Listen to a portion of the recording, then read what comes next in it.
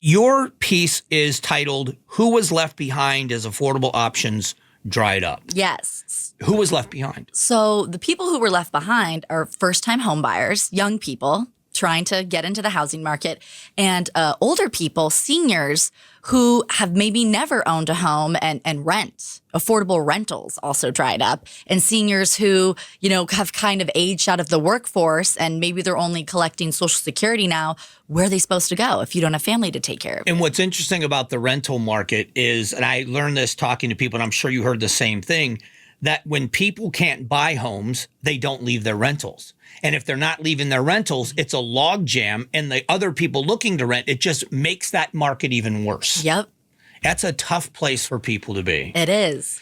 So is it people whose income now doesn't afford them the ability to buy? Is it the down payment part of it? What is it? So for younger people, which I related to this is kind of personal to me. I went through this a couple years ago. I got pre-approved, was looking at condos to buy, and I spoke to Tina Tambor with the Cromford Report. She analyzes data on the housing market. She's the best in the business. Her data is super accurate.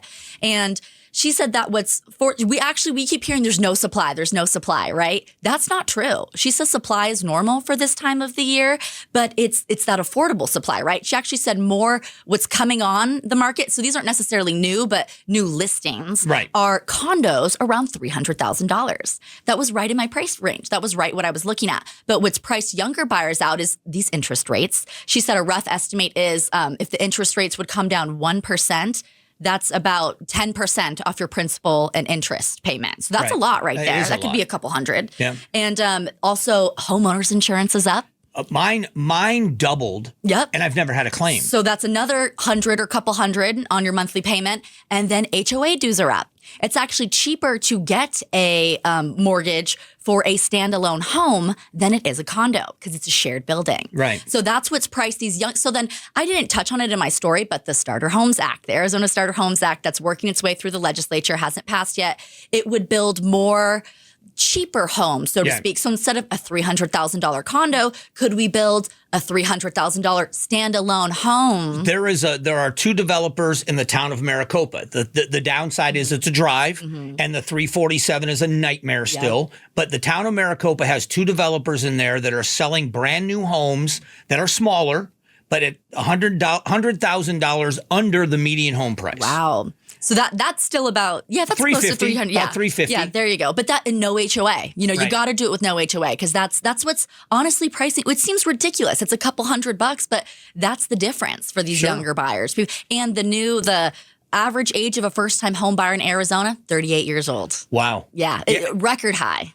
Record high. And what that does for the overall economy is that home ownership and equity adds to your credit and your ability to do things later. And when you go to buy the next home, it's like the financial advisors that tell you the person that starts saving at 25 versus saving at 35 is $1 million by the time you're ready to retire. Maybe more than that. And it would be the same thing in the housing market. Yes. The earlier you get in, that equity is going to keep you up with where the market goes. And build wealth. And then we don't run into that issue of you're retiring, you're older, you maybe don't have a ton saved up for retirement. You don't want to be still renting, And the emergency availability of money in home equity. And no one wants to think about that. But when there's a major expense or a health issue, God forbid, being able to tap into home equity where if you're a renter, you're stuck. And it's tough. But on the flip side of that, being a homeowner, when something you can't control if there's problems with the roof, the plumbing, the electricity. So even I was barely able to, looking at condos to buy one. I'm like, well, what if something goes wrong? Now I've spent all my savings on this down payment.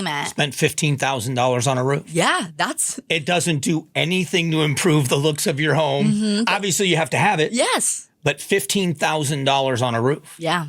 So supply is normal for this time of the year, but it's affordable options, everything. So how we got here, COVID. She compared it, Tina Tambor with the Cromford Report compared it to like a hose that was pinched, everything shut down, the world shut down. And then when things opened back up again, they started being able to sell houses with masks on. And interest rates, were near zero. It was a buying frenzy, or around 3%. That's where I was. So as being able to manage things that I got older, I have a rental home that I still have a mortgage on, but my mortgage on the rental home is at 3%. Wow. The mortgage on the home that I live in now is a 6.1, which I don't mind it so much. But if you think about it, I bought them only about 4 years apart. And the difference in what that payment is at 6.1 versus at 3%, why would someone with a 3% mortgage even consider doubling their interest? So demand has now dropped. Yep. While supply is normal, demand is 20% less than where it should be right now. And interest rates right now are about in the mid sixes to the high sixes. So that's not much different from 3%, but the average price of a home, the median price of a home, $485,000. Yeah. So that's a starter home. Yeah. So $500,000 for a starter home? Yeah. That's a lot. So last question, I asked the same thing of Colton, and I'll ask Balin as well. Anything surprise you in when your homework, or did you get what you expected? I wasn't expecting to talk about homelessness at all. This was a housing story that I went out, pursuing and investigating. Tina Tambor with the Cromford Report is the one who told me that the biggest increase in homelessness has been our senior population. It's fixed income that can't keep up with the price increases. And we talk about homelessness and report on it a lot here at KTAR, but it's this, we're outpacing the rest of the nation, Arizona. And that might be because we do have a larger retirement community here, but they're expecting senior homelessness to triple by 2030 in the next 5 years. And a little bit off topic, but I just got a text message from the good people over at St. Mary's Food Bank. St. Mary's Food Bank today is giving out turkeys and hams, turkeys in Phoenix, ham out in their West Valley locations for people for Easter. There you go. And they've had massive increases since COVID in people needing emergency food boxes, and the biggest increase, seniors. Yep. It's sad. It's sad. They're a vulnerable population, and we don't want them to be left behind. We don't. We have to take care of them. Right. So, being a homeowner, you're happy to watch your home value increase. But I look at it, I see it in both sides. Older people that are priced out, but younger people that want to live the American dream. They have careers. They don't just have jobs. They have careers, but they can't get the down payment, and they can't jump into the market being left behind. Yep. Well, I love the story. I love your piece, and I hope people will go check it out. And thanks for, talking about it. Thank you so much. All right, that's Heidi Hommel from KTAR News. Another one of the great stories, real estate experts explained where housing is going. Where is the growth happening? Joining us to talk about it is Balin Overstolz. What did you think of this? Where is this going? Yeah, no, thanks for asking. And it was a really interesting topic for me to jump into. I mean, we were just talking about living here for a while. Yeah. And I mean, anybody who lives in the Valley will talk about how the skyline has changed, how the streets they're used to have changed. So where is that happening? And based on the conversations I had, first, baseline, it is happening everywhere. Every Valley city is experiencing growth. They're all looking for ways to add units, whether it's rentals in some cases or homes to be actually sold. And that's from the conversations I had, that's really concentrated in the West Valley right now, particularly cities like Peoria, and then a little further out in Buckeye is where we're seeing a lot of growth. And I mean, there's different reasons, but one of the big reasons is because that's also where we're seeing employers going and moving in. Both Peoria and Buckeye have a decent amount of open, empty, undeveloped land, more than other cities in the Valley. And so when we talk about Arizona's growing semiconductor industry, some of the surrounding industries around that are looking to go to Peoria. We have semiconductor project Amcor moving into Peoria. Yeah. And that brings housing with it. That's what I'm hearing from experts is where we're seeing employers move in is it's also bringing housing along with it. When you look at the expansion of our freeway systems in the years that I've been here, I've watched the 101 go in, both 202s, and now the expansion of that 303 out into the far West Valley. And along with it comes massive expansion in industry. And you're right, where there's industry, there needs to be housing. Yeah, and you're right. The 303 is another part of that. I heard that from Christy Walker with Phoenix Realtors. She talked about with that really being in there now. And, we're still seeing projects kind of develop along the side of it, but it's getting established. There was years ago, the Wildlife World Zoo and Aquarium has been out at where now the 303 in Northern, but it's been out there for decades. And we used to go out there a lot years and years ago. And you would drive out and there were just fields that grew flowers near there. There would just be miles of flowers and cotton and other things out there by Luke Air Force Base.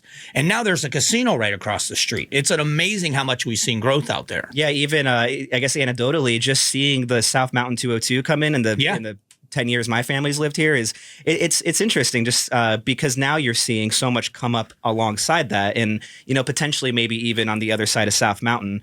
Something else that came up was, we will start seeing growth in some of these areas that we think of as being empty, like maybe the other side of South Mountain or even potentially on the other side of the White Tanks. I was hearing from experts that may be an area that is developed that has shopping and housing in there. When they put in the development Verado in the West Valley, I looked at that in the West Valley kind of like I looked at Anthem in the North Valley, and you thought, oh my gosh, that's an island in the middle of nowhere.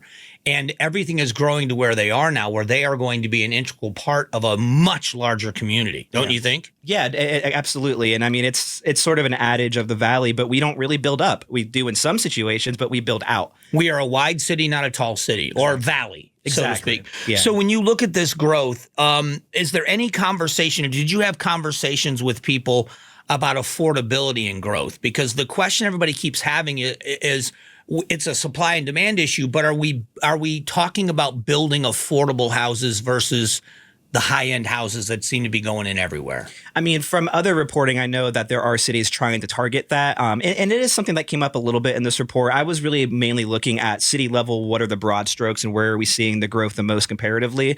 But I did talk with ASU's real estate professor, Mark Stapp, who talked about this has to be intentional. While we do hear from lawmakers, build, and yes, that is part of the answer, it has to be intentional growth. It has to be, yes, here we need affordable housing, and here we need maybe a for sale community. And now we're even seeing for rental housing communities come into play too.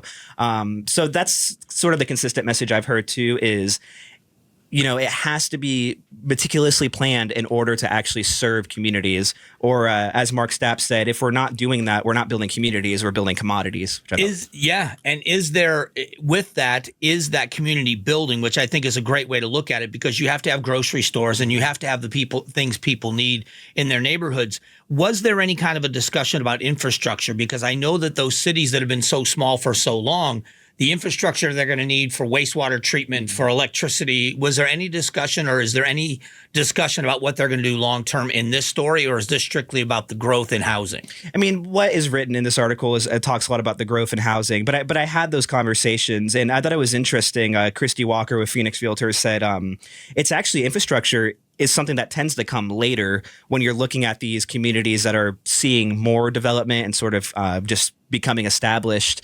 She talked about how first, a lot of times it's some sort of a job that comes out there, some sort of employment that brings people out there. And then down the line, you do see infrastructure. But, it's something that will need to come if those communities are going to be long-term and actually established. When you go into Buckeye, what they had for a long time, they had a couple of grocery stores, but they had a Walmart, but also in town, they had this massive Walmart distribution center. It's still there, but that was kind of the big thing in town where a lot of people that weren't in the farming industry, they worked at the Walmart distribution center because it is such a massive facility.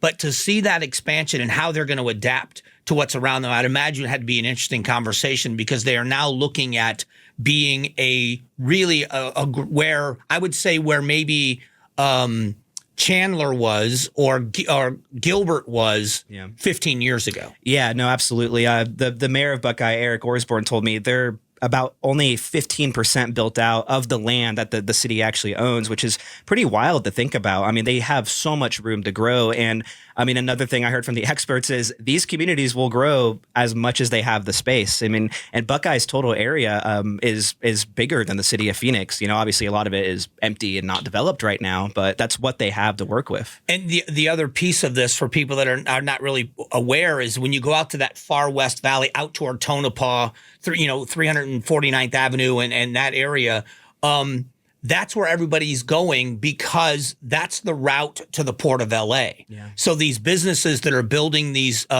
industrial facilities, that's where the traffic is coming and going, is they are distributing their goods a lot of the times through the Port of LA. Yeah. And it doesn't bother them to go further west. It's just closer to their destination. Yeah, absolutely. I mean, anyone who's driven the I-10 in that direction knows, it's just lines of trucks. And that's I think what's helped Buckeye get where it is now. And the mayor did talk about wanting to attract more projects like that. They have the space. So, if what's bringing those big warehouses essentially is how he's looking at it. And is the city's, I'm just guessing, but the city has to be dealing in-house, like we were talking about a few moments ago, about that infrastructure and managed growth, because there's a difference between growing and managing your growth. I grew up in a town in Southwest Florida that just quite frankly didn't manage growth very well. Yeah. And it's a nightmare now because it's a very popular town, but traffic 7 days a week, 365 days a year, tourist season or not, traffic's a nightmare because it wasn't planned well. Phoenix is a well-planned city. I would imagine Buckeye is taking that lesson. Yeah, the mayor talked about how we don't want to be an endless just sea of beige roofs, and he wants it to be a community where people can raise a family and not have to drive into Phoenix to do entertaining things or to reach certain services. That's the end goal, and that's why infrastructure, like we were talking about, is important. Otherwise, you're going to have people who may be living cheaper on the edge of the valley, but still paying to drive in to come to services in the valley. When you drive, and again, mirroring, when you look at the East Valley, when you drive into downtown Chandler or downtown Gilbert, what they've done with entertainment and restaurants and having a district that has that vibe of a really cool entertainment area, they don't need to go into Phoenix or to Old Town Scottsdale or the classic places where people went. They've built that structure within their city. And I'm picturing Buckeye because I know it really well. Yeah. I'm trying to figure out what Buckeye is going to look like if they're doing that in Buckeye, because it's always been, and I mean this respectfully, a very sleepy, cool Western town. And it may turn out to be just a cool, vibrant city. That's going to be a weird change. It would be. And it's sort of hard to wrap your head around looking into the future. But, I mean, then again, look back where we are now into the valley 20, 30 years ago. Yeah. Well, listen, I thought you did a great job. Everybody in the newsroom has worked so hard on this, and all the stories have been great and comprehensive, and yours is a great piece for people that want to know where it's going. Yeah. I think it's terrific, so great job. Oh, thank you. I appreciate it. Thanks for having me on. Check out all of these at KTAR.com, including Balin's. They're all very interesting reads. Thanks for watching the Mike Broomhead Show. Catch up on Amazing Arizonans, a KTAR News podcast, and click the button in the middle to subscribe.